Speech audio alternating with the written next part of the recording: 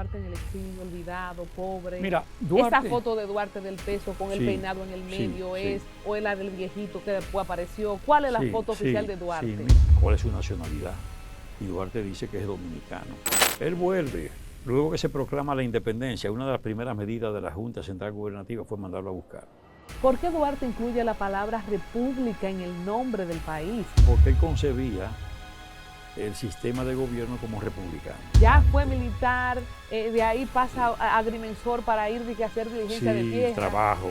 El presidente haitiano, Charles Gerald, que ya había resultado como consecuencia de la confrontación con Boyer, viene aquí con sus hombres y rodea la casa de Duarte y comienza y le pone precio a su cabeza. Estoy feliz de presentar este contenido para nuestra plataforma Al Tanto TV a propósito de estos temas educativos, históricos que hemos tratado recientemente y que ustedes han pedido. ¿Qué mejor persona para hablar de Duarte? A propósito que estamos en su mes y que estamos en los días también para recibir el mes de la patria, nuestra gesta de independencia, que el doctor Wilson Gómez, presidente del Instituto Duartiano Dominicano. Gracias por estar con nosotros. Gracias a ustedes, gracias al Tanto TV por la generosidad de permitirnos llegar al gran público a través de este espacio.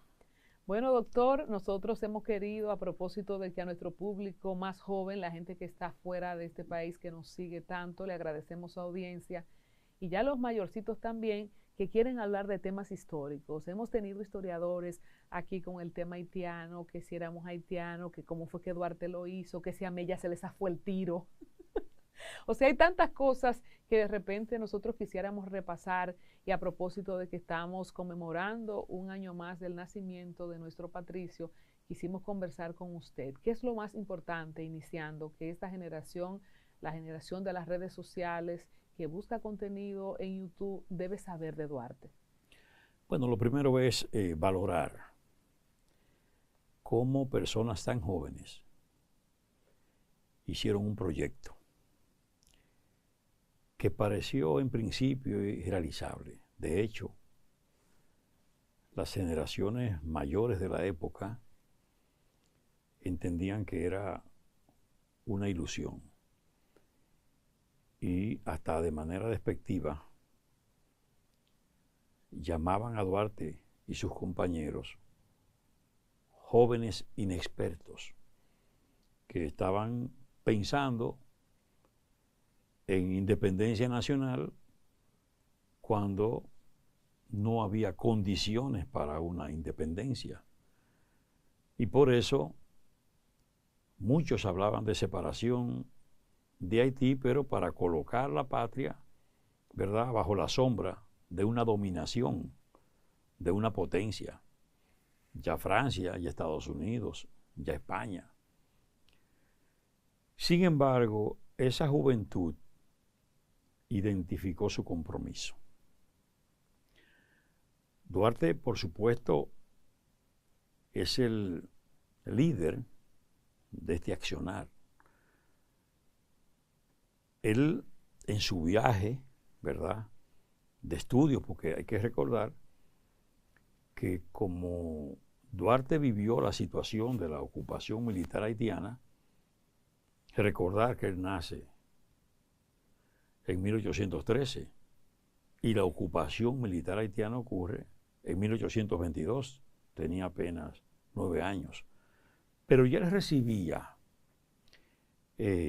lecciones, ¿verdad?, enseñanza fundamental. Y entonces, cuando los haitianos comienzan a adoptar algunas medidas como cierre de la universidad. ¿Por qué cierra la universidad el gobierno que encabezaba Boyer? ¿Qué impacto, qué buscaba con cerrar una universidad? Con todas esas medidas de cierre de la universidad, cesación de las escuelas particulares, uso del idioma español, naturalmente procuraban hacer uniforme la cultura de los dominicanos, vincularla a la cultura haitiana, y entonces ya con esa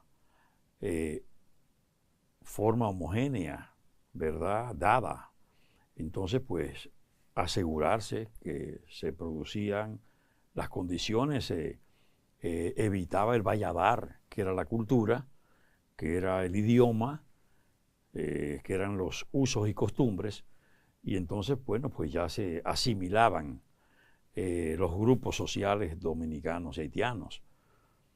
Lo cierto es que los dominicanos resistieron y aunque se continuaron los esfuerzos, los dominicanos mantuvieron la cultura hispánica, ¿verdad?, por encima de todo.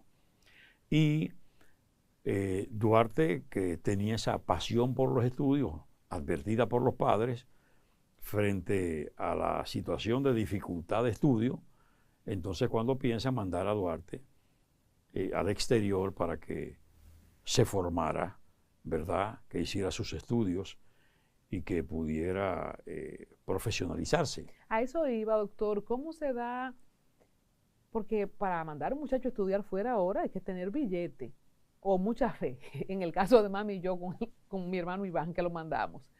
Pero antes, o sea, cuando se habla de mandar a un muchacho a estudiar a Europa, Sí. ¿qué tan acaudalados eran los padres de Duarte?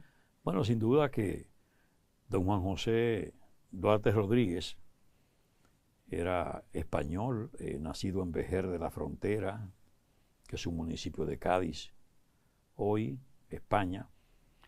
Él era un comerciante exitoso. Él tenía un centro de comercio, podemos decir que de carácter ferretero, que vendía piezas de las embarcaciones, ¿verdad? Por eso estaba ahí en lo que es la Tarazana, en las cercanías del río. Y entonces, pues, ese negocio era un gran negocio por cuanto la vía de transporte que existía entonces era la ferroviaria, ¿verdad? Es decir, perdón, la aeronáutica, ¿no? Los vía, barcos. exactamente, los barcos. Y entonces, el hecho de que esas fueran las piezas que se demandaban hacía que el comercio fuera fluido y exitoso. Con ese negocio, esa familia era de las primeras familias de la entonces pequeña ciudad de Santo Domingo, y él tenía recursos. De modo que tenían inmuebles en la zona y tenían visión. ¿Y se sabe dónde fue Duarte a estudiar? ¿No era como los muchachos de San Juan que lo mandaban donde el tío? ¿O él fue a un apartamento en España? No, mire, él fue realmente, como he dicho, con ese aval económico. Él estuvo en Estados Unidos, luego... Pero digo yo, por su cuenta, un muchacho de 10 y pico de años. Ah, claro, él fue mandado, en el viaje por lo menos le acompañó Pablo Pujol, que era un hombre público, ¿verdad?, que había sido hasta juez de comercio, y entonces le acompañó en el viaje. Y por eso se sabe la incidencia del viaje, de cómo el capitán de la nave le increpa a Duarte que cuál es su nacionalidad. Y Duarte dice que es dominicano. Y entonces él dice, déjame ver tu pasaporte. Y dice, no ve que dice que eres haitiano.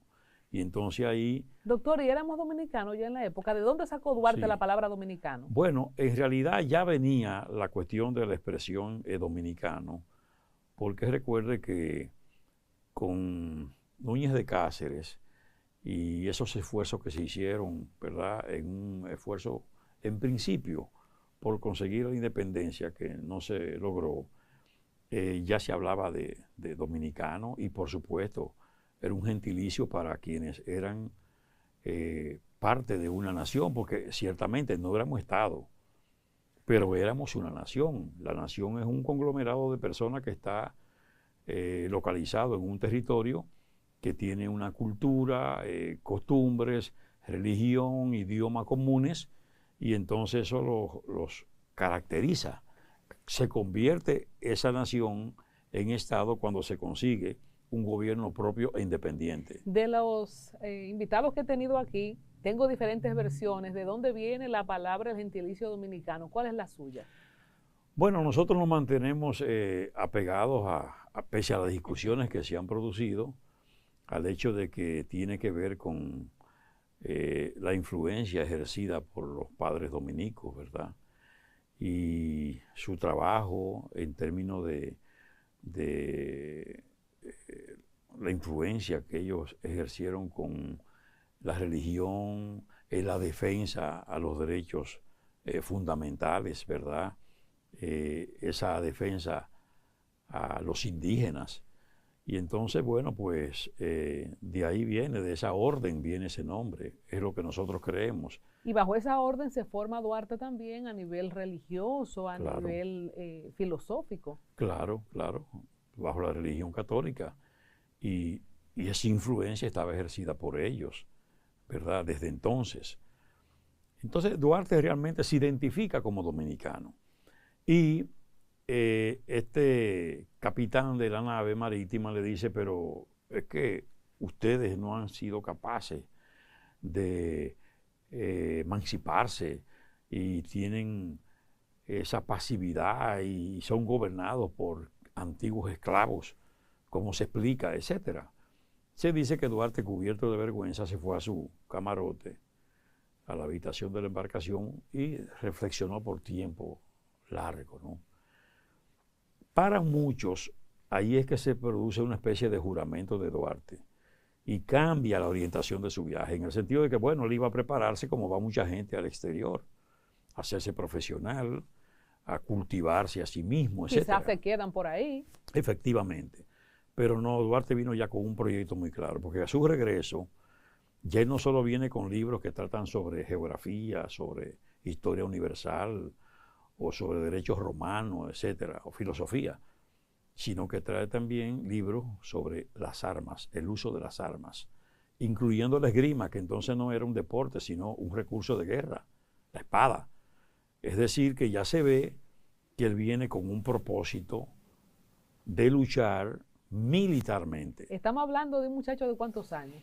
Bueno, él se va con unos 16 años, regresa con unos 19 años. Señor, estamos hablando de prácticamente un teenager.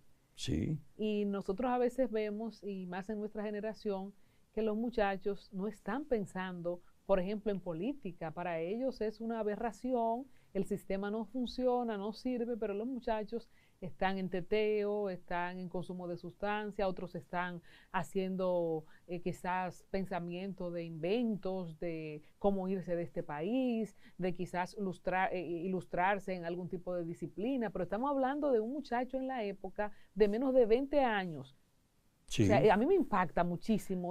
Cada vez que yo pienso en Duarte, yo pienso en el señor viejo mayor que uno ve en el peso. No pienso que es un muchacho de menos de 20 años que gestó esto. Claro, y que en el momento mismo de la fundación de la sociedad, la Trinitaria, tenía 25.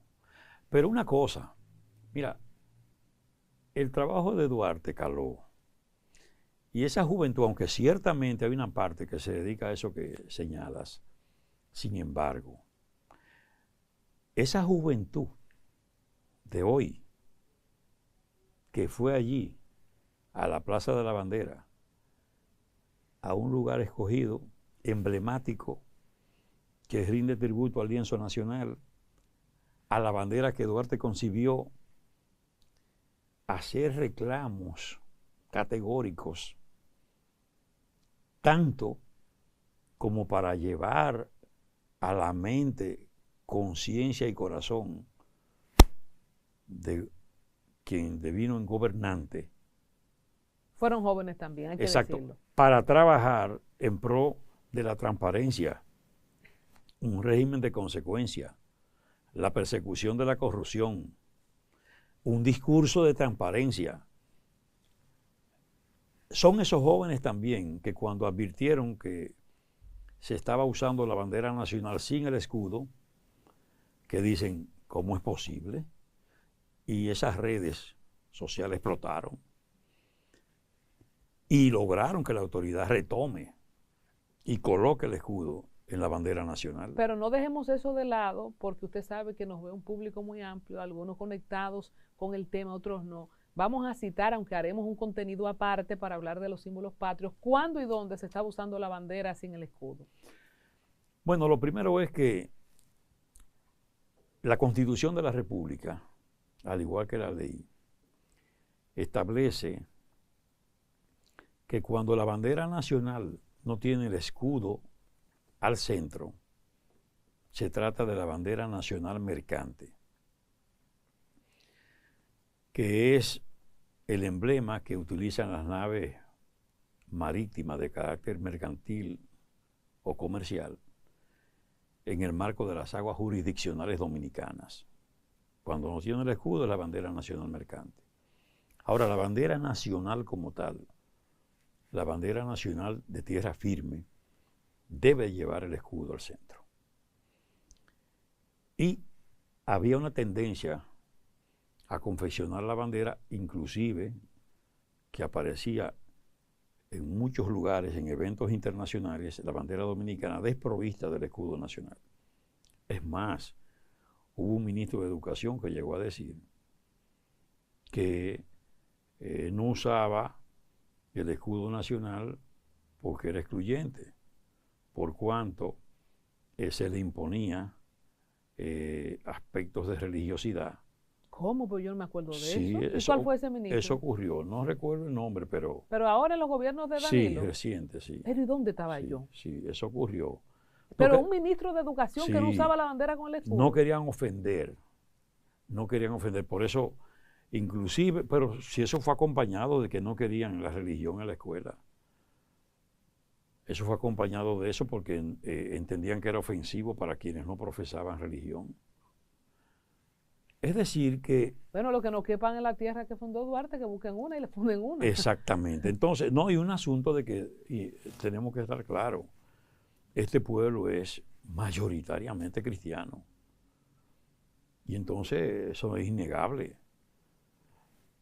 Fíjate que... ¿Y el tema de la banda presidencial, llevaba el escudo o tampoco lo llevaba? Mira, la banda presidencial es una especie de proyección de la bandera. Por tanto, lleva los colores de la bandera, el blanco, el azul, el rojo, y por supuesto el escudo nacional. Ahora, desde 1930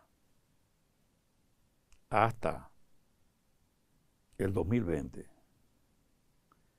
los presidentes de la República que se juramentaron, ninguno de ellos usó adecuadamente la banda presidencial, toda vez que el escudo, cuando no tenía un error, tenía otro.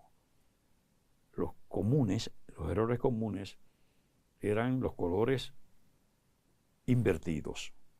El rojo donde tenía reservado el azul y viceversa. Cuando no, la cinta inferior bajaba. Versión del escudo que no fue una versión vigente desde el año 1913, que un decreto del presidente Noel, el decreto número 2376, oficializó el escudo nacional con tanta propiedad que Casimiro de Moya, que era un intelectual, un hombre público, político, fue hasta vicepresidente de la República, dibujó la forma correcta del escudo, y ese es uno de los pocos decretos presidenciales ilustrados. Está con precisión, con medidas y todo, de cómo debe ser la forma del escudo nacional. Eso lo recogió la Constitución de 2010, ya preocupados los constituyentes por el uso indebido del escudo nacional. Eso es frecuente todavía hoy. ¿Y en el 20 qué pasó? Que usted dice que fue hasta el 20 que cambió la cosa. Porque en el 20 no, perdón, en el 2010. En el 2010 la Constitución de la República estableció en el artículo 32 cosas muy concretas respecto del escudo nacional. Por un lado, precisó que la cinta inferior que dice República Dominicana debe terminar en puntas y orientarse hacia arriba. En cierto modo, retomando el contenido del decreto de 1913. Pero además, resolvió otra cuestión, y es que establece que el libro de los Evangelios o Biblia que había estado indistintamente figurando en las versiones del escudo, que son más de 20, y aparecía en algún caso el Evangelio según San Lucas, en otros casos en el Evangelio según San Mateo, en otros casos en el Evangelio según San Juan. La Constitución establece con precisión en ese artículo 32 que el libro de los Evangelios debe estar abierto en el Evangelio de San Juan, capítulo 8, versículo 32. Cuando usted va a la Biblia o libro de los Evangelios, dice en ese lugar, y conoceréis la verdad, y la verdad os hará libres. Me encanta ese verso.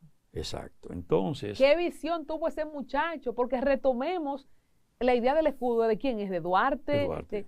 Sí, Duarte. Pero ¿con cuántos años? Y hablemos de esos Sí, elementos, sí. cómo Duarte lo escoge. Porque para mí de 17, 19 años tampoco es mucho tiempo para él Sí. formarse fuera, o lo tocó un ángel divino y lo iluminó. ¿Qué era lo que tenía Duarte? Sí, no, mira, él hace reserva. En el juramento trinitario, cuando él hace el juramento tiene 25 años. Entonces, él habla de la bandera y la describe. Y dice, pabellón tricolor en cuartos encarnados y azules, atravesado por una cruz blanca. Es la bandera nacional. Dice, el futuro Estado tendrá su correspondiente escudo de armas. Él hace una reserva. Dice, la divisa sería Dios, patria y libertad. Y resulta que la Constitución de 2010 establece en el artículo 234 que el lema nacional de los dominicanos es Dios, patria y libertad. Es decir, que a partir de ese año 2010 tenemos un lema nacional. Oficialmente. Oficialmente, porque el himno decía, lema ser libre o morir, pero nunca fue tomado por un texto y oficializado, ni tampoco el dominicano lo identificaba así. Veía el himno como lo que es, el canto épico, la identificación sonora de la patria. Para mí fue siempre Dios, patria, libertad. Bueno, fue la divisa trinitaria, pero no había ley, y mucho menos en el texto constitucional que estableciera que ese era el lema nacional. ¿Te das cuenta? Y por supuesto, en el mismo juramento, Duarte dice que el nombre del futuro Estado sería República Dominicana. ¿Por qué Duarte incluye la palabra república en el nombre del país? Porque los países que tienen distintos ordenamientos no necesariamente incluyen en el nombre el tipo de conformación que tenga el país, sea una unión federal, sea Estado, sea reino. ¿Por qué Duarte insiste en incluir la palabra república? Bueno, porque él concebía el sistema de gobierno como republicano y quería resaltar eso, porque él quería que se entendiera que esta era una república, que no era una dependencia haitiana, Ni española. Ni española, ni de ninguna otra dominación o potencia, sino quería darle fisonomía propia a esta república, a esta nación, ¿verdad? Entonces, todos estos elementos, porque Duarte interviene en todo este caso, por eso que es el padre de la patria, indiscutible, porque es que lo concibe todo. Es más, su proyecto de constitución, que tiene cuestiones impresionantes, o sea, desde la preservación de los derechos fundamentales, derecho a la propiedad, derecho a la vida, la libertad, el debido proceso. Libertad de culto, aunque nos definimos como cristianos, también lo contempla. No, también, claro, también, es decir, sin desmedro de que cada quien practique, ¿verdad?, el culto que quiera. Una visión. Entonces, el artículo 1 de ese proyecto de constitución de ley fundamental de Duarte establece el principio de legalidad, es decir, todos somos iguales ante la ley, gobernantes y gobernados. Todos tenemos que ceñir nuestras actuaciones a la ley.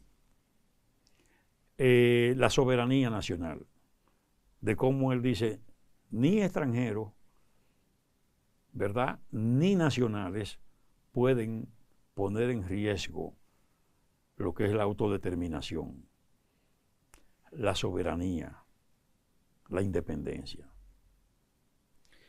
Y una concepción tan clara, pero es que él trabajó para eso. Él fue un estratega, primero un estratega acabado. Con menos de 25 años. Exactamente. O sea, Duarte era una especie de genio. O sus padres, porque uno a veces piensa, cuando yo tengo un niño pequeño, y uno a veces piensa que los muchachos hacen cosas que los papás lo mandaron. O sea, ¿hasta qué punto podemos estudiar el impacto del papá de Duarte, por ejemplo? Bueno, influyó, como le digo, en principio se opuso a la presencia haitiana, por ejemplo, no firmó el documento, que muchos lo firmaron. Él no firmó ese documento. El padre. El padre de Duarte. Bueno, eso pudo haber impactado en él. Ahora, él particularmente tenía lo suyo. ¿Por qué? Porque es que su hermano, Vicente Celestino, le llevaba 10 años y se convierte en un seguidor de Duarte.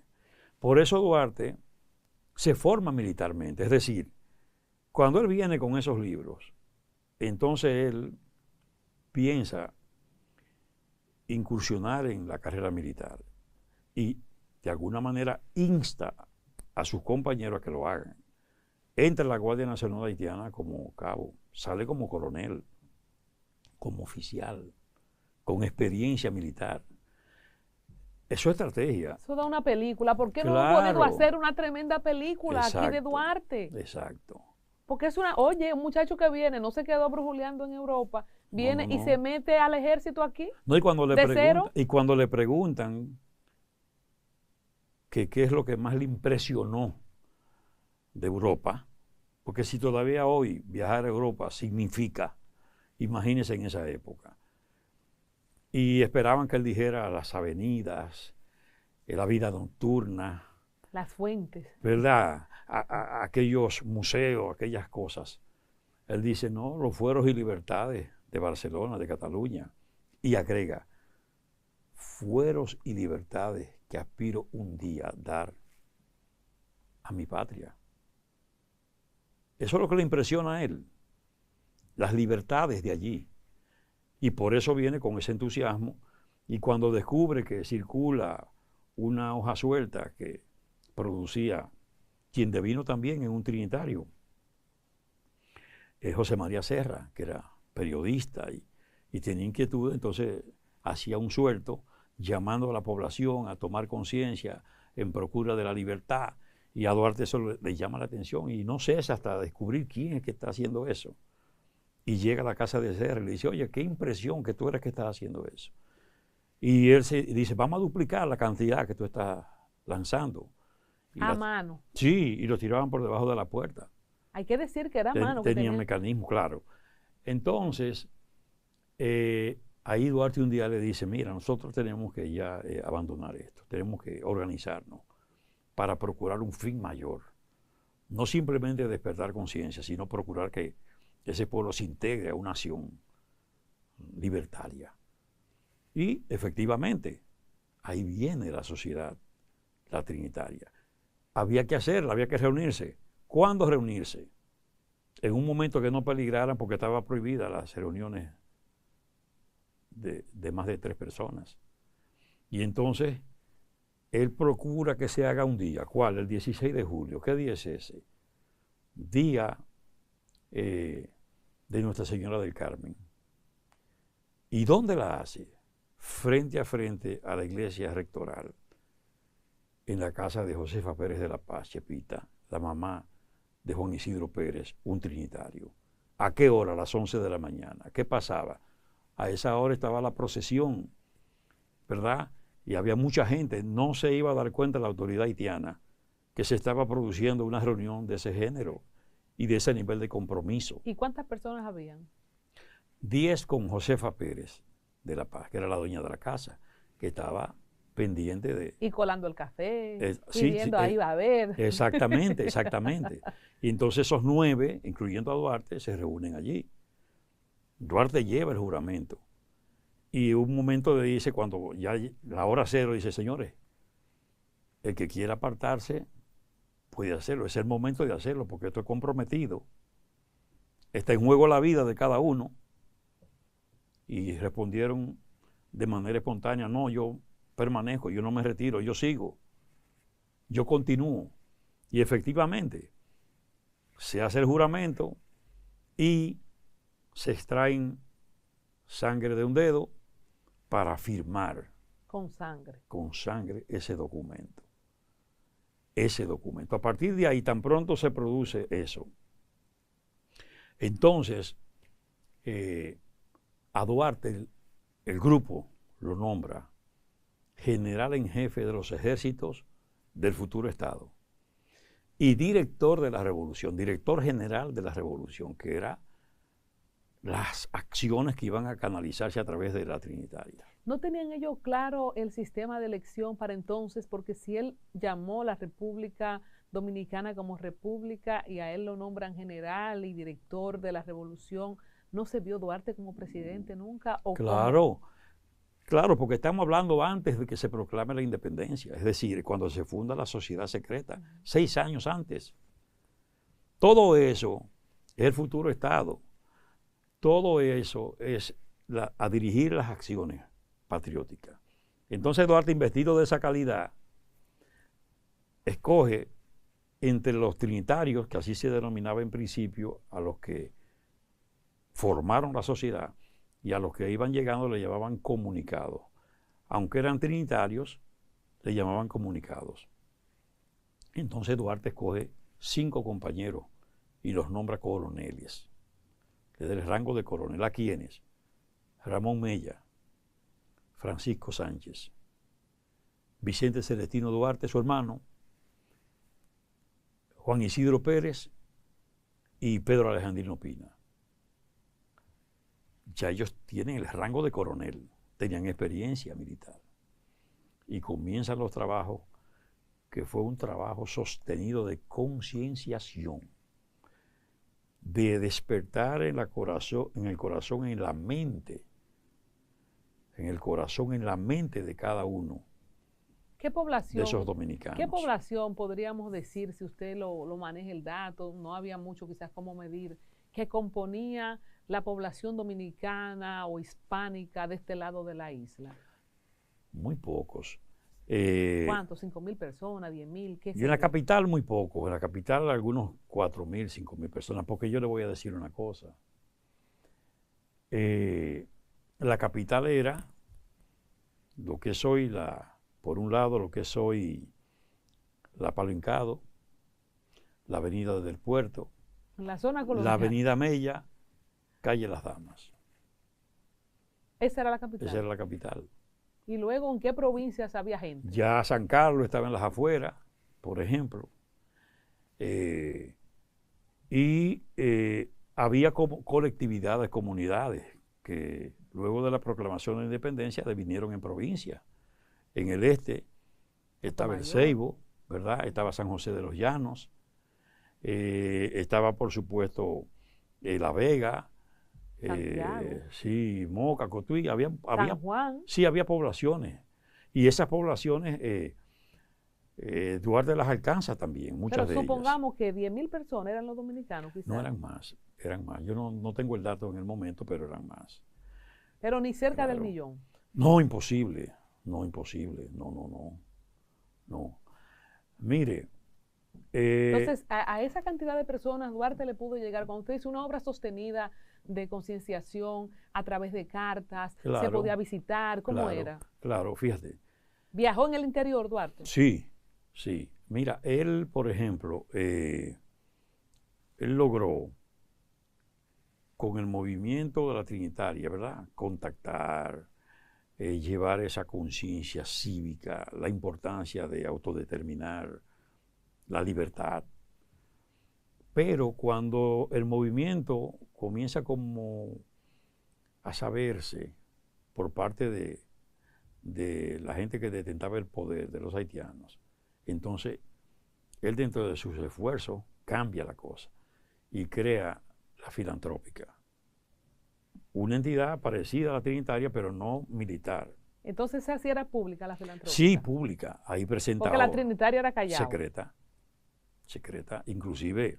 Nadie sabía de eso. No, nadie sabía, porque es que él creó unas células muy especiales 3 personas. A lo más, un delator podía delatar a 2. No sabía el resto. Eso es importante, yo nunca había visto esa Sí, parte. sí. Cuando decíamos trinitaria y que Te- buscaban 3 y célula de 3. cada uno buscaba 3, 3. no sabían lo de No, abajo, no sabían lo lo que cabeza. había más allá. No conocían lo que había más allá. Inclusive, ellos se pusieron seudónimo. Por ejemplo, Duarte era Arístides como seudónimo. Él tenía un color elegido, el color azul. Los 9 trinitarios tuvieron cada uno un seudónimo y un color escogido. ¿Y cuál era el de Mella y Duarte? Por no decirlos todos en este programa. Yo no puedo decirle, pero bueno. Arístides Duarte. Arístides Duarte, tú sabes. Cada uno tenía su nombre. Entonces. Que todavía decían y no daban No daban con quién era Arístides, tú sabes. Independientemente de eso, ellos tuvieron mucho cuidado, siempre, mucho cuidado en las reuniones. Y la filantrópica, por ejemplo, cuando debuta, yo sé que hacían obras teatrales, ¿se podía hacer una denuncia o era meramente contenido religioso o poético? ¿Cómo era? No, la filantrópica como tal surge 2 años después aproximadamente, es decir, en 1840. Se mantiene el trabajo trinitario, pero salen a la luz con esta otra entidad. Para ellos, para los haitianos era la entidad. Entonces ellos ahí hacen un trabajo cultural, literario, filosófico. ¿Y no tuvieron oposición en un régimen que estaba impidiendo universidades? No, porque ellos, claro, vino un momento de represión fuerte. Pero hasta ahí bien, porque... No, muchachitos ahí. Sí, actividades públicas, veladas, canto, poesía, o sea. Bueno, pero después vino con la dramática. La sociedad dramática, que ya en la dramática... Casi no se habla de esa. Sí, pero eso era parte de la filantrópica. No, era una sociedad aparte. Esa sí que tenía el teatro. Y ahí se pusieron en escena obras de contenido social que Duarte había traído de su viaje, ¿no? Porque él vino preparado. Se montaron esas obras, Duarte era director, era apuntador, es decir, tenía una participación importante, pero ahí se integró Rosa Duarte en el reparto, María Trinidad Sánchez, todos esos patriotas participaron en esas obras. Y ahí sí que comenzó la cosa a inquietar, porque ya esas obras la gente se identificaba, los contenidos, la lucha por la libertad, la lucha por la independencia, la importancia. ¿Y dónde lo presentaban? ¿En parques? En espacios, sí, buscaban espacios. Abiertos. Recuerda que esos grandes patios coloniales, esos patios españoles eran grandísimos. Y había determinados espacios donde ellos podían hacer la escenificación y la participación de importantes números de personas. Y tratando esos temas ya se la llevaron los haitianos, más o menos. Sí, ya ellos comenzaron a inquietarse. Ahora, dentro del esfuerzo de estrategia de Duarte, se da una situación que es una confrontación. Como se sabe, siempre ha habido confrontaciones internas entre los haitianos. Esa ha sido su dificultad para alcanzar un nivel de crecimiento importante o desarrollo. O estabilidad. Porque ellos provienen de tribus diferentes, africanas, que no se entendían entre sí. Ahí viene el problema. Y por eso siempre tuvieron presidente por aquí, presidente por acá. Igualito que ahora. Exactamente. Entonces había una confrontación entre los liberales y los conservadores.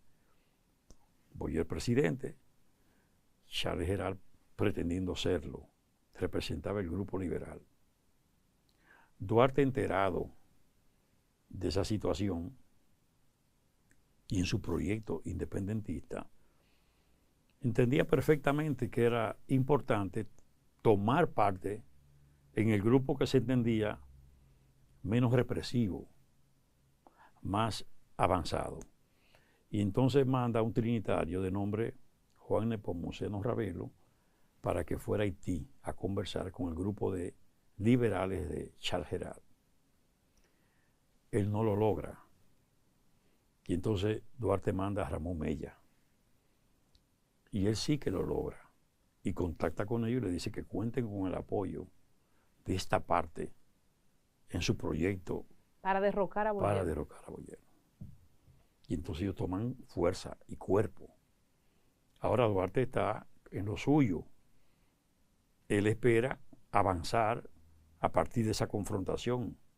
Y efectivamente logra avanzar. Entonces fue necesario hacer una especie de constituyente haitiana, 1843.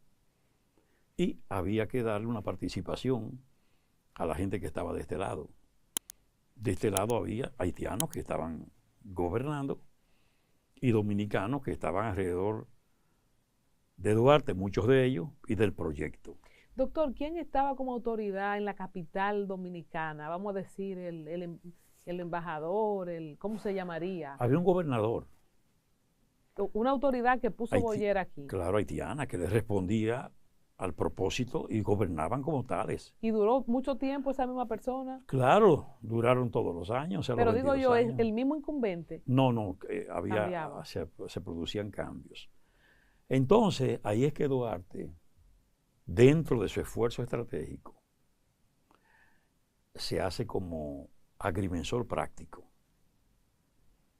Todo para él tener la facilidad de desplazamiento hacia el interior en trabajos de agrimensura. Usó todas las técnicas. Exactamente. ¿Qué fue lo que leyó Duarte por ahí? Bueno, yo no sé, pero la verdad que el hombre tenía una visión impresionante. Ya fue militar, de ahí pasa a agrimensor para ir a hacer diligencia de tierra. Trabajo en los campos. Y entonces logró llevar un buen nivel de conciencia a distintos puntos de la geografía, no a todas. De manera que, porque había que hacer unas elecciones para escoger a los representantes dominicanos, o de esta parte, para no llamar dominicanos, de esta parte de la isla, en la asamblea, ¿verdad? Constitucional, la asamblea constituyente haitiana, porque querían una constitución. Por supuesto, ellos mantenían posiciones muy cerradas en lo que tenía que ver con la constitución, porque ellos no permitían que una persona de color blanco pudiera tener propiedades o pudiera tener un cargo público, mucho menos gobernar. Ahí hubo... Entonces el mismo racismo que le impusieron a ellos lo impusieron para atrás. Sí, ellos eran racistas porque ellos entendían que los culpables de todos sus males eran los blancos. Y tenían posiciones muy cerradas, inclusive eso lo llevaron hasta la propia bandera haitiana, que sacaron el color blanco de la bandera. Mire, entonces, sí, así es. ¿En serio? Esa es la historia. Así es la historia. De su bandera. Sí, ellos asumieron posiciones muy cerradas. Y si podían quitar las nubes del cielo. La quitaban. Wow. La quitaban, eran extremados. Inclusive Buenaventura Báez, que era uno de los constituyentes, sometió un proyecto para, en cierto modo, suavizar un poco la cuestión de la tenencia de los inmuebles. No permitieron que un blanco o una gente con este tipo de ascendencia tuviera una propiedad inmobiliaria. Bueno, Duarte, entonces, aquí se hacen unas elecciones para escoger a esos representantes. Y Duarte impacta, porque los haitianos esperaban ganar la mayoría de las posiciones con haitianos. No, votan a favor de dominicanos. Y entonces eso llama poderosamente la atención y hace que el presidente haitiano, que Charles Herald, que ya había resultado como consecuencia de la confrontación con Boyer, viene aquí con sus hombres y rodea la casa de Duarte y comienza y le pone precio a su cabeza, y entonces comienza una persecución dura contra Duarte. ¿Y cuáles dominicanos que sepamos resultaron electos y en qué posiciones? O sea, cuando usted habla que votaron por dominicanos, no entiendo esa parte. No, que había que escoger aquí los representantes de esta parte de la isla. ¿Y quiénes fueron? En la constituyente. Varios dominicanos, entre ellos Buenaventura Báez, por ejemplo. Pero Duarte y su grupo no estaba en la boleta. Claro, pero entonces vino la reacción haitiana, porque ellos entraron en desconfianza, porque es que se han sorprendido. Pero digo yo, Duarte no estaba aspirando a nada, por ejemplo. No. Duarte no aspiraba a nada. Duarte ¿Y qué salió Buenaventura Báez? ¿Cómo qué? no es constituyente. Todos se resultaban constituyentes porque fue que se Ah, hicieron ya. una especie de elecciones aquí, las llamadas juntas populares, para escoger a quienes iban a representar en esa constituyente esta parte de la isla. Entiendo, no se estaban eligiendo senadores, No, no, diputados, no, no, no, no, no, alcaldes no, o como se llame en la los época. miembros de la asamblea de esta Ya. parte. Pero la sorpresa es cuando viene ese resultado. O traición, dijeron allá. Sí, exactamente, exactamente, por eso es que a Duarte lo conceptúan como un traidor. Pero Duarte lo que estaba era en su proyecto. Duarte entró en todas en aras de impulsar su proyecto. ¿Te das cuenta? El proyecto independentista, la independencia pura y simple, como decía el grupo. Y entonces, efectivamente, Duarte se ve precisado a abandonar el territorio y sale del territorio. Por eso es que cuando se produce la proclamación de la independencia, Duarte está afuera. Pero están aquí sus discípulos, sus seguidores, Mella, Sánchez liderando y haciendo el trabajo. Entonces, una cosa, eso es en el año que, ¿y a dónde sale Duarte? 1843. ¿Y dónde sale Duarte? Se va al exterior. No sabemos dónde. Sí, claro, se va a Curazao, por ejemplo. ¿Y cuándo vuelve Duarte? Él vuelve. Luego que se proclama la independencia, una de las primeras medidas de la Junta Central Gubernativa fue mandarlo a buscar. Va a la goleta Leonor, él se impresiona cuando llega a esa goleta con la bandera que él ideó a buscarlo, surcando las aguas.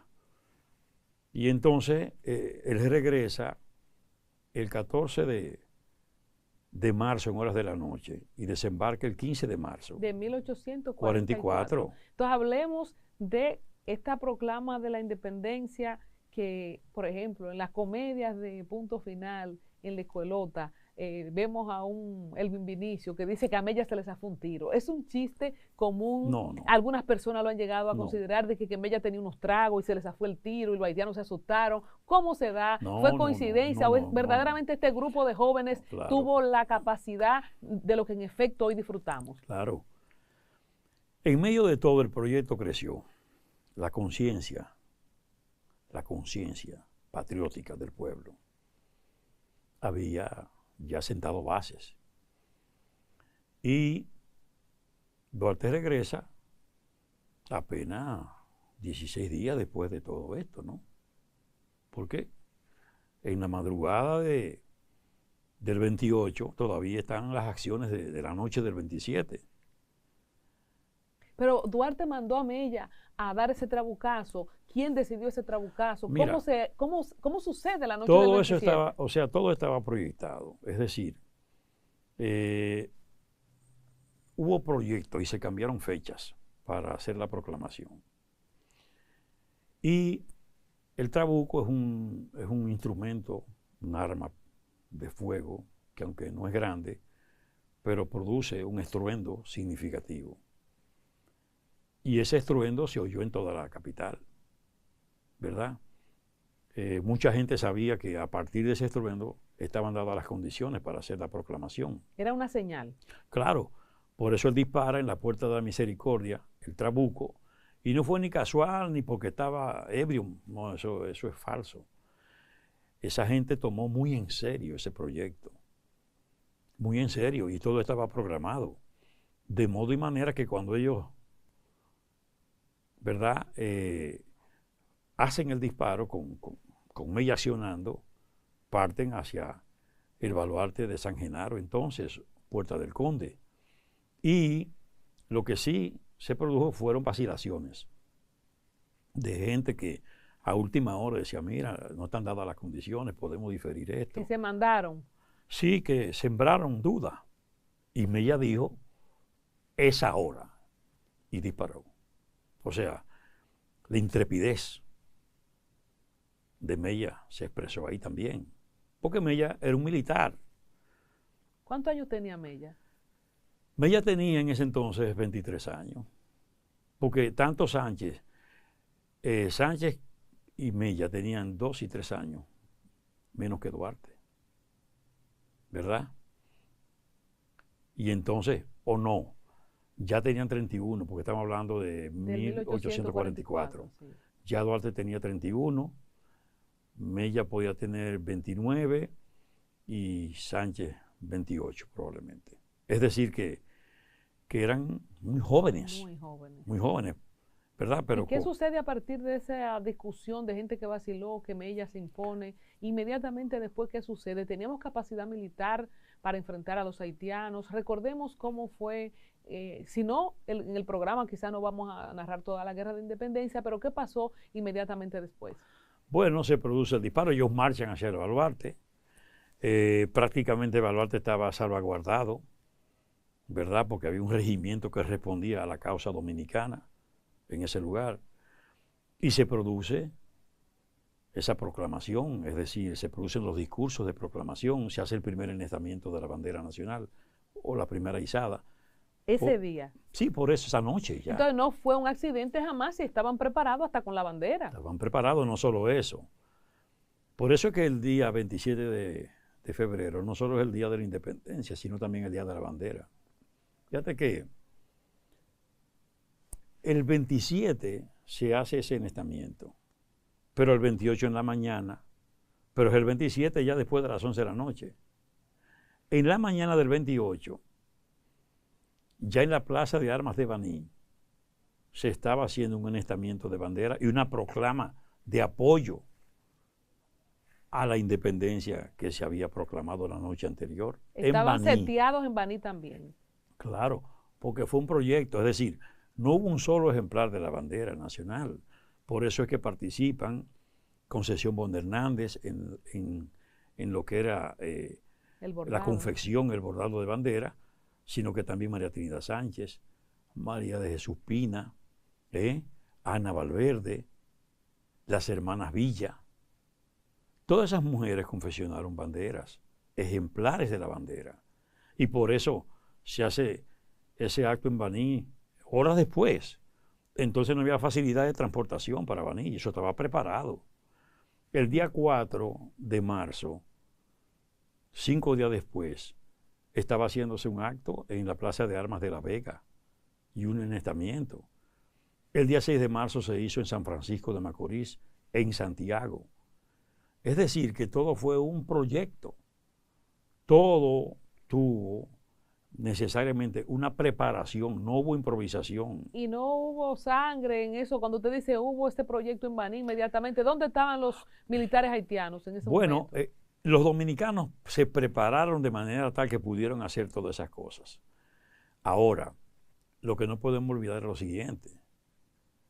Si bien se proclamó la independencia sin que haya muertos, heridos, balaceras inmediatas, hay que recordar que se inició un periodo que iba a producir o a ver la producción de 29 acciones entre batallas, encuentros y combates importantes.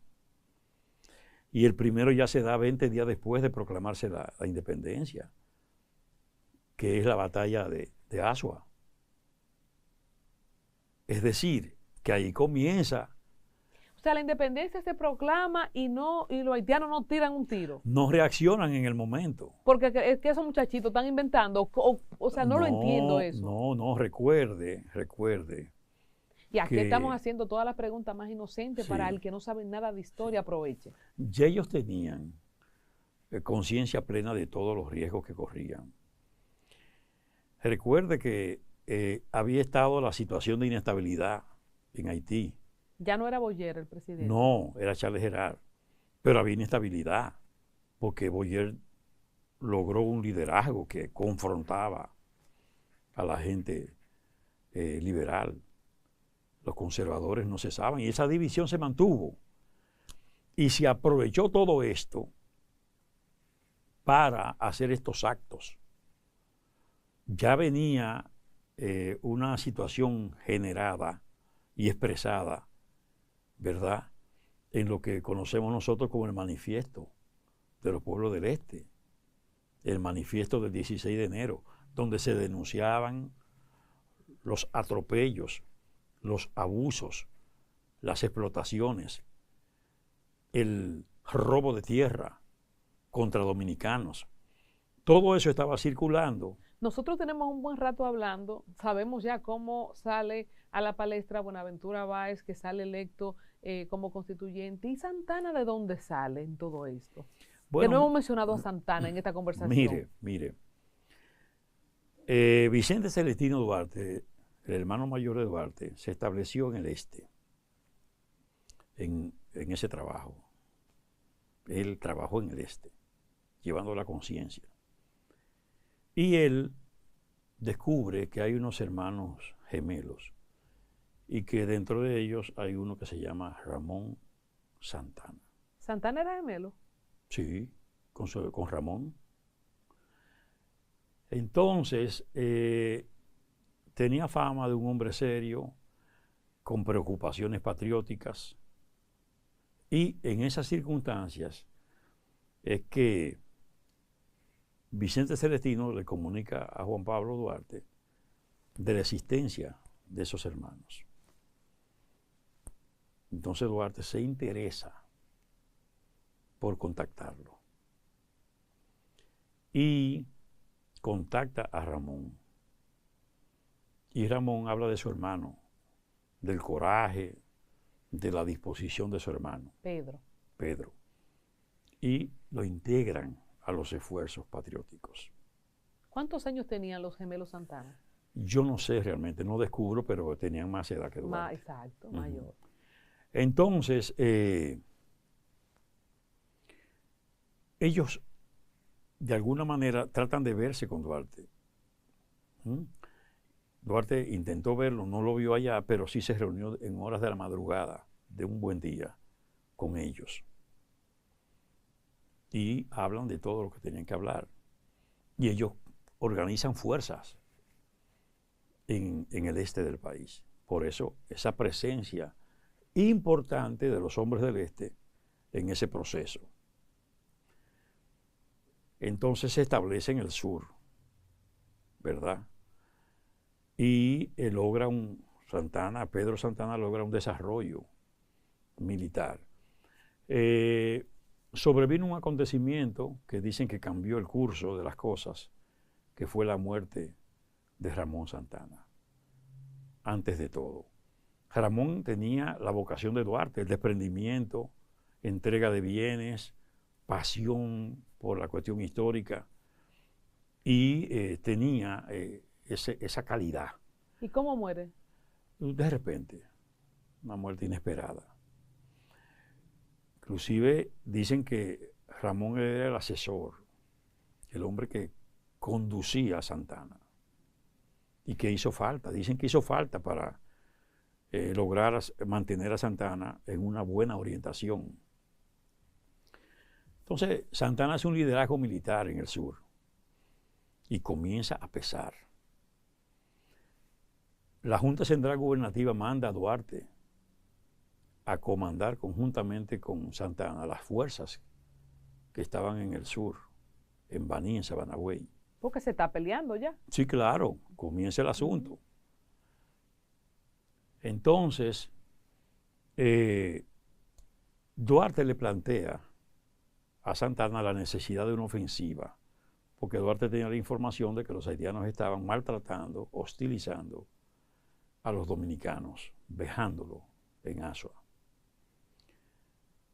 Le hace el planteamiento más de una vez. Inclusive le hizo una especie de croquis, una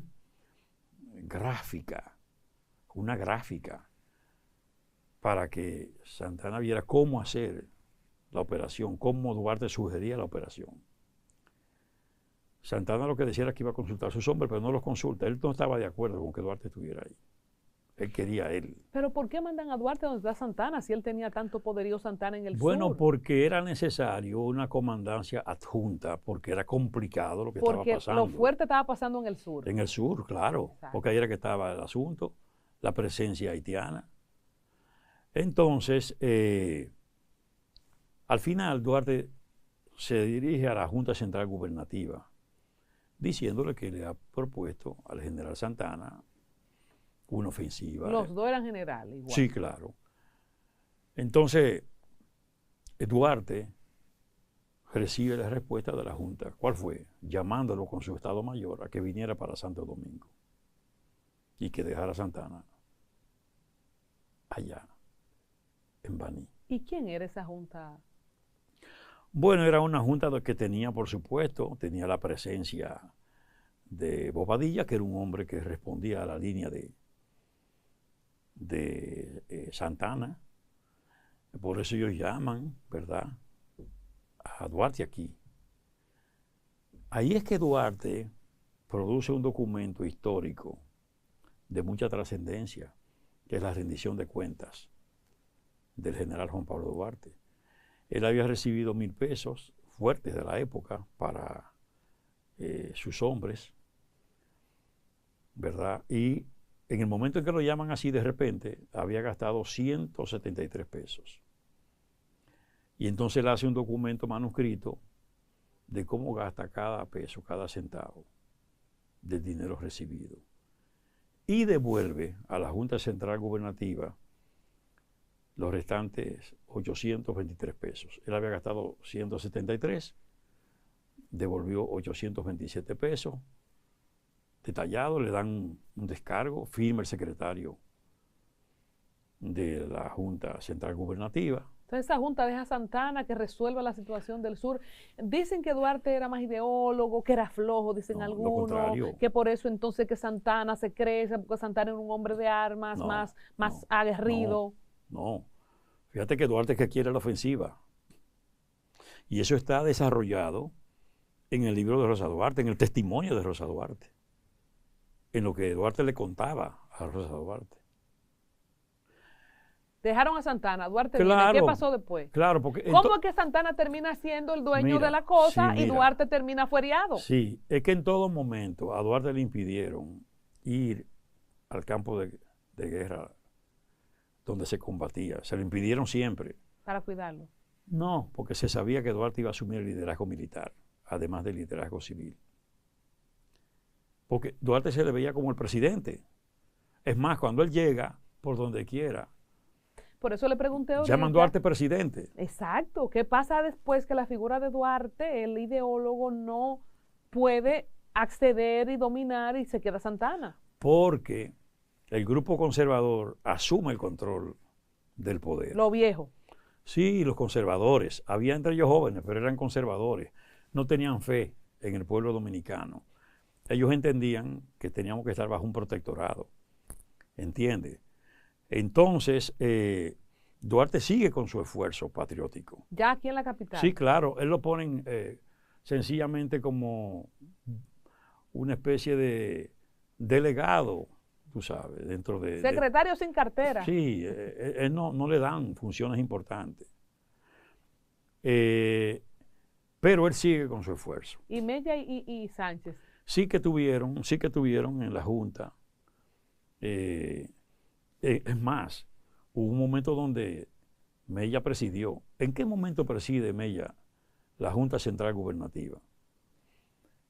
Cuando Duarte advierte que la Junta Central Gubernativa y los conservadores están comprometiendo el territorio nacional. ¿Con la anexión a España? No. Con la cesión de la península y Bahía de Samaná, sí, ¿verdad?, a Francia, de por vida, a cambio de facilidades militares y protección. Cuando Duarte, porque Duarte trata de un avenimiento, y le dice, bueno, vamos a ceder una parte de esto, pero no de por vida. Vamos a condicionar, vamos a esto, tratando de conciliar los esfuerzos y no hacer peligrar lo conquistado, la independencia. Pero ellos insisten.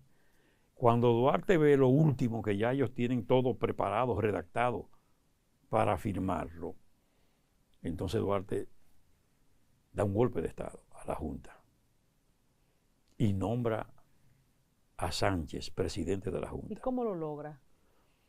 Con la fuerza que él tenía, con la autoridad moral que él tenía y con el coraje ahí se prueba que Duarte era un hombre de coraje y de determinación. Ahora, duró un mes esa junta. ¿Por qué? Porque el poder militar lo tenía Santa Anna y viene con su fuerza del sur y se impone militarmente. Entonces Santa Anna era como el jefe de las Fuerzas Armadas en la época. Bueno, porque es que Santa Anna tenía asegurado ese lugar con ese grupo de conservadores que tenían el dominio de la cuestión. Fíjate que, ¿quién resulta presidente? Santa Anna. Sí, ¿cuál era la mayor amenaza que ese grupo de conservadores entendía? Que volvieran los haitianos, cuando dice no tenían fe en el pueblo, en Bueno, el proyecto porque ellos no dominicano. estaban conscientes del trabajo patriótico realizado por Duarte y sus compañeros.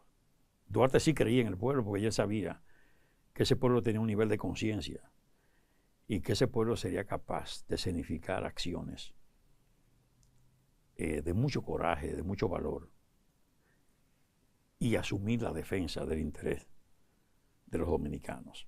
¿Cómo es que Duarte termina en Venezuela y que muere en la pobreza? Vamos a tener otro encuentro, así que vamos a saltarnos un poco de ese golpe de Estado, viendo la figura de Santa Anna y como estamos conmemorando a Duarte, para ya centrarnos más en Duarte. Cómo Duarte termina pobre en Venezuela, haciendo velas o no sé qué, que es lo que cuentan. ¿Cómo se da eso? Mira, al final hay una persecución brutal contra Duarte. Por Santa Anna. Por Santa Anna. Ya no eran los haitianos. Y era el grupo de Santa Anna que estaba por la cabeza de Duarte, pero también de Mella, de Sánchez y otros patriotas. Termina Pedro Santana declarándolos traidores a la patria. A los trinitarios. A los trinitarios. Y los expulsa del país a perpetuidad. A perpetuidad. ¿A quién se parecía Santa Anna? Si nosotros, se parecía un poco a Trujillo. O sea, era un dictador, era un psicópata. Claro. O sea, claro, era un dictador y era un hombre ambicioso y misericorde. Porque asesinatos como por ejemplo el de María Trinidad Sánchez, que la paseó, la sacó de la cárcel de aquí, de la Fortaleza Osama, y la llevó por las calles y la pasó por el frente de el baluarte del Conde. ¿Y por qué? Que ella proclama, cúmplase en mí tu voluntad. Y hasta la condena. Y sálvese la República. Y la asesinan a ella, a su hijo de crianza, Andrés Sánchez, que era un hermano de Francisco de Rosario. Porque era sobrino de ella. Y Andrés también, pero ella lo estaba criando. Y matan a otra persona junto con ella. ¿Pero por qué el macribilla a una mujer? Porque ella no delató a los patriotas. Ella no dijo dónde estaba Sánchez. Ella no dijo dónde estaban los demás patriotas. Y se mantuvo. ¿Entiendes? ¿Santa Anna era de qué color? ¿Era moreno, era blanco? Sí, él era mestizo, yo diría. ¿Tenía sangre haitiana? Sí. No creo que tuviera, como tú sabes. Pero bueno, no se descarta nada de él. Él era Santa Anna familia. Y familia no era un apellido haitiano. Ni francés, exacto. No. Entonces... Se le metió el diablo fue a Santa Anna. O sea, ¿cómo es que una persona... No, es que cuando un hombre se vuelve ambicioso y asume el poder. ¿Y qué él quería? Y se emborracha con el poder, es capaz de todo. Fíjate que él fue tan inconsecuente y tan increíblemente horrendo, horroroso, que él asesinaba a esta mujer y estas personas en la mañana. Él va en la tarde con su gente, con sus hombres en caballo, a ver dónde fue que cayó. Como un enfermo. Psicópata. Y pocos días después, entonces manda un telegrama a la familia de Duarte, a doña Manuela Díez, a Rosa Duarte y a los hermanos, y hasta los nietos de doña Manuela Díez, les manda una comunicación diciéndole que esa familia se ha constituido en una fuente de perturbación para la paz pública y que en consecuencia tienen que abandonar la República a la mayor brevedad, y les manda un pasaporte colectivo para que salieran del país. Esa familia tiene que salir. Y salen, Sí, efectivamente. señor, pero era una amenaza. ¿Y a dónde fueron? Se fueron entonces a Venezuela, donde Duarte? tenían parientes. ¿Y Duarte estaba allá? Exactamente. Entonces, cuando sucede este evento horrendo de la familia Sánchez, y después de eso, entonces capturan De la a familia Sánchez. Duarte. No, pero de lo que pasó con la familia. Ah, bueno, con los Sánchez. Con los Sánchez. ¿Cuándo entonces ya, un paseíto rápido, cómo terminan Mella y Sánchez para luego terminar con Duarte? Sí, bueno, Duarte en medio de todo desaparece, deja de ser visto en Venezuela y se va a la selva amazónica. Pero su proyecto sigue siendo la patria. Y por eso él reaparece, y cuando reaparece se entera de que se había conculcado la libertad, la independencia y la soberanía. Y de inmediato se prepara y viene, porque Duarte vuelve a probar su capacidad de arrojo, su valentía y su determinación cuando viene, desembarca en Montecristi, busca recursos. ¿En qué año fue eso? 1864. Y viene y se va entonces en mulo hacia Guayubín a encontrarse con los que estaban dirigiendo la acción patriótica de la ¿Quedaban restauración. algunos de sus Compañeros. Sí. Sí, él llegó a hablar con Mella muy enfermo ya. Él llegó a visitarlo. Y por supuesto se había enterado por allá de la muerte de Sánchez. ¿Cómo es que encuentran a Sánchez fusilado en el sur? Si no lo delató nadie, ¿cómo fue eso? Bueno, sí, cómo no, había siempre delatores, por supuesto. Duarte venía con 20 compañeros, ¿verdad? Y él resulta herido. Hay un general de Pedro Corto, de una familia próspera, la familia Ogando. Ahí estaba Timoteo Ogando, que era un general de armas a tomar, un hombre que hizo un trabajo extraordinario en defensa de la libertad.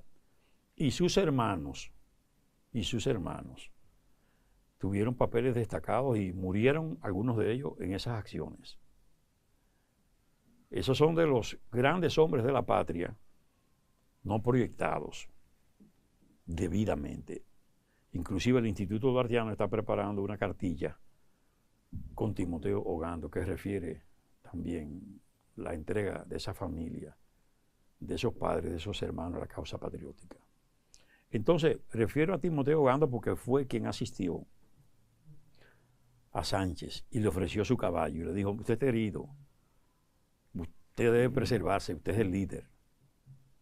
Y entonces Sánchez estaba resuelto a morir con los compañeros. Entonces, doctor, ya no estamos peleando con los haitianos para ese momento. Ya con los para españoles. Nada, es peleando con Santana, que están Con Santana y su gente que trajo. que había convertido la República en una provincia de ultramar de España con la anexión, a cambio de rangos y de ventajas particulares. Entonces, ya está la presencia de los españoles. Estamos enfrentándonos a los españoles. Y los haitianos por su lado, ya ni se menciona eso. Los haitianos no, al contrario, los haitianos estaban como en la línea de apoyar. Para que no vuelva otra vez Europa a la isla. Exactamente, esa es la verdad. Y por eso es que Sánchez entra por ahí y proclama por qué entra por ahí. Y dice que si la maledicencia quisiere mancillar, ¿verdad?, su persona, entonces díganle que yo soy la bandera nacional. Es decir, Duarte entra, Sánchez entra por esa parte del sur, desde Haití. Entonces, ¿estaba en Haití Sánchez ese tiempo? Esos hombres estaban preservados y vinieron ya con la decisión de enfrentar a los españoles. ¿En qué año estamos hablando? 1861. 61. O sea, pasó un buen tiempo entonces. Claro, claro, claro, porque, Ya están unos hombres casi en sus 40, ¿no? claro, pero recuerda que ellos lucharon 12 años. De 1844 a 1856 fueron entre encuentros, batallas y combates 29 acciones donde esa gente participaban. Tanto del lado haitiano y luego ya con Santana y su gente. Claro que sí. Entonces viene Duarte de Venezuela, Sí. que esa parte quizá no la tenemos presente, Sí. que Duarte vuelve otra vez. Vuelve. ¿Qué sucede ahí? Bueno, le dan funciones a Vicente Celestino, que viene, al general Oquendo, que un venezolano que fue solidario con los dominicanos y vino y se incorporó, y a otros que vinieron, pocos que vinieron, pero a Duarte no le asignan funciones, porque había un recelo. Es decir, por eso es que Duarte no llega nunca al campo de batalla. Él dice que quiere ir al campo de batalla, aún en las circunstancias en que estaba. ¿Y quién no le asigna funciones en ese momento? Los que estaban dirigiendo el movimiento restaurador. Pero qué mala suerte la de Duarte, que Sí. ni le dieron participación al principio en la Junta Gubernativa ni en el segundo intento. Es que se sabe, usted sabe que existen los celos. Y Duarte, con su carisma singular, se habría de convertir en el líder militar de una acción y de otra. ¿Y cómo sabemos que él tenía destrezas militares y no participó efectivamente en las campañas? Recuerda que él comandó inclusive a Santo Domingo. Inicialmente. Claro, él era un comandante. Pero además hizo carrera militar, entró como cabo y salió como coronel dentro de la Guardia Nacional Haitiana. Es decir, que tenía destreza y habilidad militar. Por eso él diseñó la ofensiva que quería imponerle a Santana con respecto a las fuerzas que estaban en Asua. ¿Y esa negativa de Santana a qué se debería? Si era un hombre muy violento. Bueno, el problema... Porque la idea era de Duarte. Claro, él no quería hacer eso con Duarte. Por eso dice, voy a consultar a mis hombres, y nunca lo consultó. ¿Cómo termina Duarte en el exilio, olvidado, pobre? Mira, Duarte... Esa foto de Duarte del peso con el Sí, peinado en el medio sí. o es la del viejito que después apareció. ¿Cuál es la foto oficial de Duarte? Sí, mira, Duarte hizo una vida muy digna y muy elevada en Venezuela, en Caracas. A Duarte se le trataba como el libertador de una patria. Y él tenía ascendencia con los que dirigían y administraban el poder en ese momento en Venezuela. Él era una persona respetada. Una personalidad. Que dominicanos que tenían problemas buscaban en Duarte un apoyo, una orientación, una intervención. Fábrica de velas, sí, pero estamos hablando de un momento donde no existía la electricidad.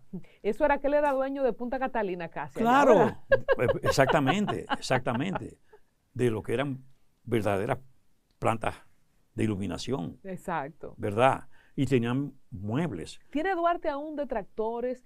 Todo este tipo de comentarios que yo le hago haciendo de abogada del diablo es precisamente porque uno ha escuchado esas cosas. ¿Todavía hay detractores y celosos de Duarte? Claro, fíjate que Duarte estaba muy consciente de eso. Y hablaba de los buenos dominicanos. Cuando él se refería al dominicano que se identificaba con la causa patriótica, él le llamaba buenos dominicanos.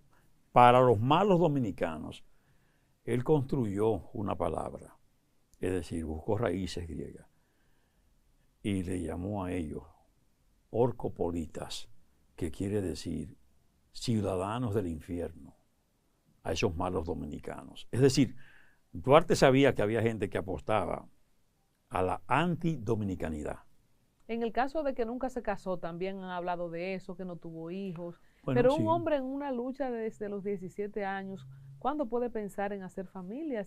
Mira, se casó, yo creo, con la idea de la dominicanidad. Sí, pero él tuvo compromisos con dos personas, compromisos formales, con entrega de sortijas, es decir, a la usanza de la época, formales. Ahora nadie quería comprometer su familia y su integridad con una persona que estaba permanentemente, cuando no perseguido, perseguido. Esa es la verdad. Y entonces, bueno, eso fue una dificultad. Al final él entendió que su gran causa era la causa patriótica. Pero no era extraño que Duarte no casara ni tuviera hijos. ¿Por qué? Porque de esa familia solo Vicente Celestino tuvo hijos. y casó. Después ni las hermanas ni los hermanos, ninguno hizo familia, ni tuvo descendientes. Los descendientes de la familia Duarte Díez son todos por la línea de Vicente Celestino Duarte. Eran gente muy consagrada, como se consagraron esas hermanas. Es decir, usted encuentra a Rosa Duarte y a Francisca, que terminan dándole asistencia en casas de asistencia a personas que en un momento dado, a propósito de pandemia, que no daban abasto a los hospitales venezolanos, y entonces ellas se encargan, asumen la dirección de casas de asistencia para enfermos que no cabían en los hospitales. Porque todos los Duarte se quedaron entonces en Venezuela. Bueno, desde entonces, claro, esa gente no volvieron volvió. Aquí. Esa gente no volvió. ¿A los cuántos años muere Duarte? ¿De qué causa? Duarte, ¿Cómo Duarte se convierte en esta figura que está en nuestro peso, que todos admiramos, a pesar de los celos y de los intentos de frustrar su carrera? Bueno, Duarte muere a los 63 años. Él nació en 1813, murió en 1876. 63 años. Esa fotografía que usted refiere, que es la única de él. Yo me quedo con la que yo conocí de chiquita, sí. Con el partido de Duarte. Está peinado como Duarte. Ese es un retrato sobre la base de la fotografía. Es un Duarte que me gusta, así como sí, fuerte. Enérgico. Después me ponen un viejito. Yo, ¿pero dónde salió esto? Lo que pasa es que él ya muy enfermo, estamos hablando de 1873, 3 años antes de su muerte. Su hermana, que era visionaria, Rosa Duarte, por eso es que la estatura de Rosa Duarte es grande, porque Rosa Duarte no solo fue que fue trinitaria y se integró al movimiento, es que tuvo mucha visión. Y es la que le dice a Duarte, mira, las generaciones futuras no te van a perdonar que tú no le dejes una imagen. ¿Y no había cámara en los tiempos de Duarte? Había cámara allá en Venezuela. Pero aquí no había cámara. No.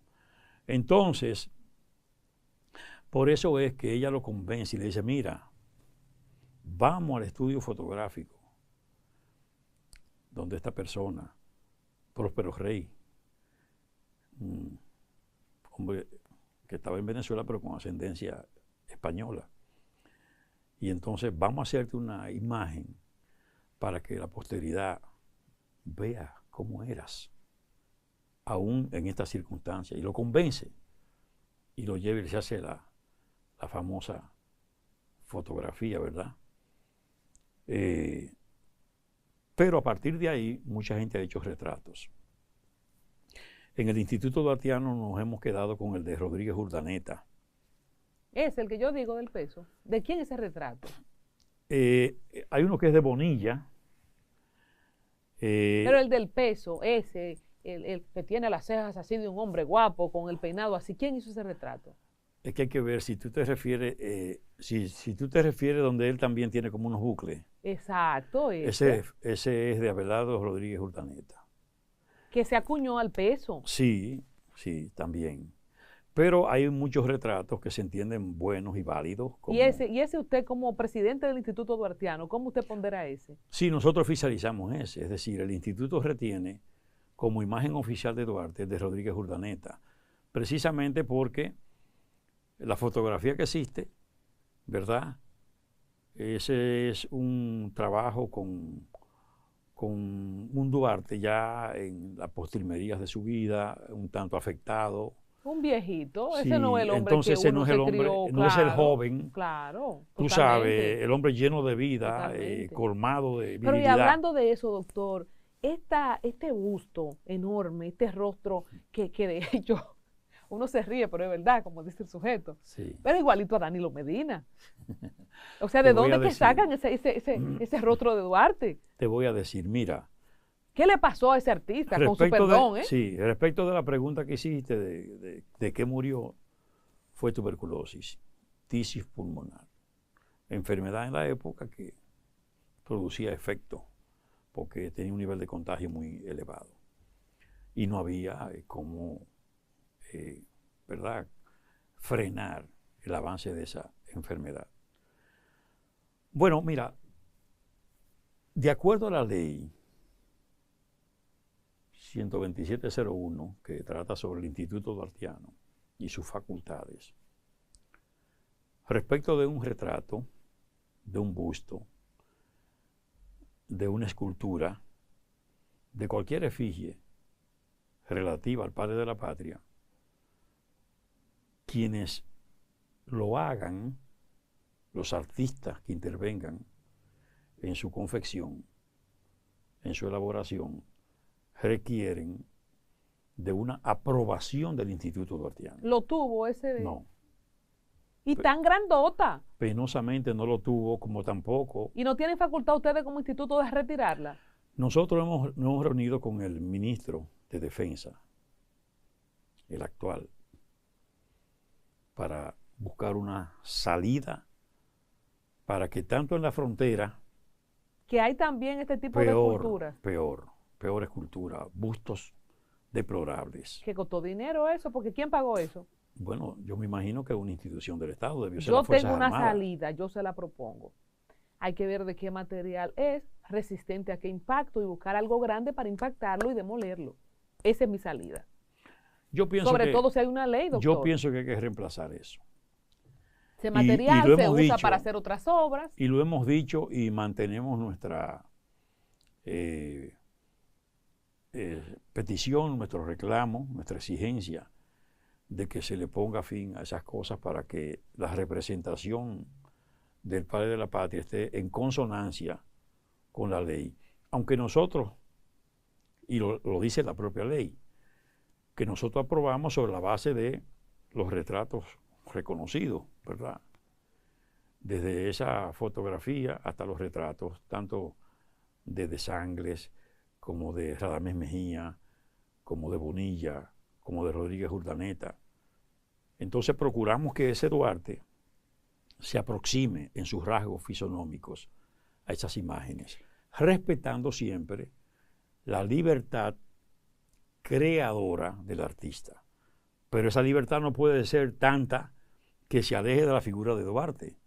Un niño debe decir, un niño de 5 años debe decir que ese es Duarte. Pero doctor, de que usted se hace el partido en el medio, al lado aquí, de que usted se parte al lado, ay mira Juan Pablo Duarte y un bigote, porque ese fue el Duarte que nosotros conocimos. Pero mi pregunta es, ¿cuántos años después de la muerte de Duarte, si fue así, se hizo el primer retrato que apareció? ¿Fue después de mucho tiempo? ¿Fue en la época? No se hacía retratos, no sabemos si eso fue con Duarte vivo. Sí, fíjese que la fotografía es de 1873. Perfecto, la fotografía no hay duda, Sí. pero ¿y los retratos cómo fueron? Vinieron posteriormente. En el siglo XIX se sitúan los principales, ya finales. O sea, doctor, que todos estos años desde antes de la muerte de Duarte, nunca tuvimos una imagen hasta que se hizo esa foto. ¿Los retratos vinieron después? Sí, claro, los retratos vinieron después. Los retratos vinieron después. ¿Pero porque con qué? ¿Con hablado? ¿Quién podía decir que era? Ahora, ¿cómo yo sé que ese Duarte, el que yo amé desde el peso? se tomó como referencia. Ustedes saben que hay mecanismos y técnicas de aproximación de cómo a partir del padre de Duarte o de un hermano de Duarte o de un descendiente se puede llegar en términos regresivos a una determinada imagen. Por supuesto, ahí estaba, entonces también estaba el retrato. Pero El retrato permitió, la fotografía permitió proyectar. retratos, claro. Proyectarlo a la juventud. Sí, claro. Y él cuando fue a España no se hizo una foto nunca, no había cámara. No se conoció fotos de él. Fotos de él, por supuesto. Recuerde que en las cuestiones históricas siempre hay puertas abiertas a la investigación. Y se han hecho investigaciones, pero faltan investigaciones todavía hoy. Tanto en Venezuela como en Barcelona, ¿verdad? Como en Curazao, donde él estuvo. O sea, claro, hay cosas pendientes. ¿Te imaginas que aparezca una foto de Duarte real, más joven? ¡Wow! Doctor, finalmente Duarte, la historia le ha hecho justicia, es todo lo que es. ¿Cuándo se fija, abrazamos, cuándo se determina, se decreta que Duarte es el padre de la patria y lo acompañan también Mella y Sánchez como la idea trina de Dios, Padre, Hijo y Espíritu Santo, y son tres padres de la patria. Bueno, en el gobierno de Lilis, 1880, 1890, surgió un movimiento a los fines de declarar a Juan Pablo Duarte padre de la patria. Era la figura que se entendió siempre por los aportes, por su dedicación, por la consagración, por todo lo que significó él. Pero se dice que en el gobierno de Ulises Serol Lilis había un descendiente, entiendo que un hijo de Sánchez, que asumió la defensa de su padre al momento de hablar de padre de la patria. Y por supuesto, había también quienes reconocían en Mella su aporte militar, su El que tiró el tiro. Sí, el que disparó y que además siguió, porque Mella fue un director militar de la guerra, restaurador inclusive, o sea, era un hombre y era vicepresidente de la República en armas. Y entonces vino la discusión de siempre. Y terminó todo con una decisión salomónica declarando a los tres como padres de la patria. Sin embargo, todo el mundo reconoce en Duarte el padre fundador. Ideólogo, y entiende que Mella, como Sánchez, dominicanos de gloria, próceres extraordinarios, discípulos de Duarte, seguidores de Duarte, que se incorporaron a ese movimiento que Duarte lideró y que ellos mismos se encargaron de reconocer la grandeza de Duarte. Ellos mismos asumían la defensa de Duarte. ¿Lo hace menos padre de la patria que lo comparta con Mella y Sánchez? ¿Usted cree? Perdóneme. ¿Hace a Duarte menos padre de la patria que sea compartida? Simón Bolívar, sí, él solo, por decir, mencionando algunos nombres con el Parangón, Máximo Gómez, qué sé yo, figuras de Latinoamérica, pero Duarte está compartiendo esa paternidad con Sánchez y Mella. ¿Lo hacen menos padre? No, mira, no, se reconoce en él, pero venga acá. Una persona que concibe la bandera nacional, que hace reserva del escudo nacional, que da el nombre a la República, que aporta... redacta la Constitución. Sí, que aporta inclusive lo que es el lema nacional, que lleva la conciencia, que tiene la idea de la sociedad patriótica, que es el autor del juramento. No hay duda, inclusive el comportamiento de Sánchez revela hasta dónde Duarte era su líder.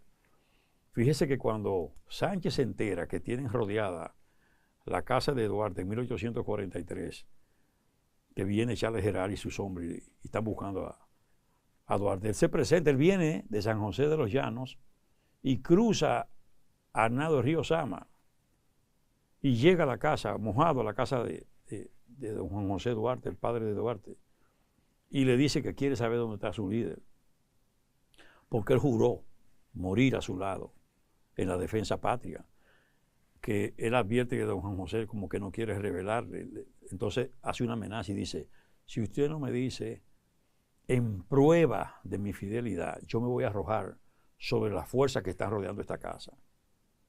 Y ahí él se ve precisado y le dice, ¿dónde tú quieres verte con él?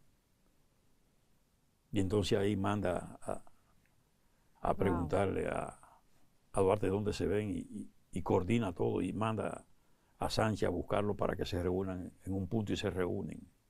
Es decir, hasta ahí la fidelidad y el reconocimiento del liderazgo y de la principalía de Duarte en el proceso, sin restarle méritos de sobra que tienen estos hombres, tanto Sánchez como Mella. Doctor, yo sé que ha abusado de todo su tiempo y su conocimiento. Vamos a hacer un programa especial sobre los símbolos patrios, pero finalmente para estos días donde se habla de Duarte, como cada año, un mensaje final a la juventud que quiere esperar tener experiencia acumulada para tomar decisiones de comprometerse con el país, con las mejores causas, ¿qué le diría Duarte, el Duarte que usted ama, que ha estudiado, a estos muchachos que no tienen 20 años y todavía no encuentran propósito? Mantener su fe en la patria, en la república, en el propósito duartiano. Duarte logró una parte de su propósito, una patria libre. Él también aspiró a una patria feliz. Y una patria feliz se consigue a partir de una ciudadanía responsable. Por eso el Instituto Duartiano entiende que hasta tanto no se logre el propósito de que la materia de educación ciudadana o moral y cívica sea llevada a las escuelas, otorgándole la misma importancia que se le otorga a las matemáticas, a la lengua española, a las ciencias naturales, que sea objeto de medición, de aprovechamiento, que sea obligatoria y que no se ofrezca, como se dice hoy, como eje transversal, que se ofrezca como materia. Vamos a estar seguros de que vamos a contar con niños, jóvenes y al final ciudadanos que van a ejercer con el mayor sentido de responsabilidad esa ciudadanía. Vamos a tener entonces menos criminalidad, menos delincuencia, menos desorden social, ¿verdad? Menos irresponsabilidad y por tanto nos aproximaremos a la patria feliz que soñó el padre fundador de la República y padre de la patria, Juan Pablo Duarte y Díaz.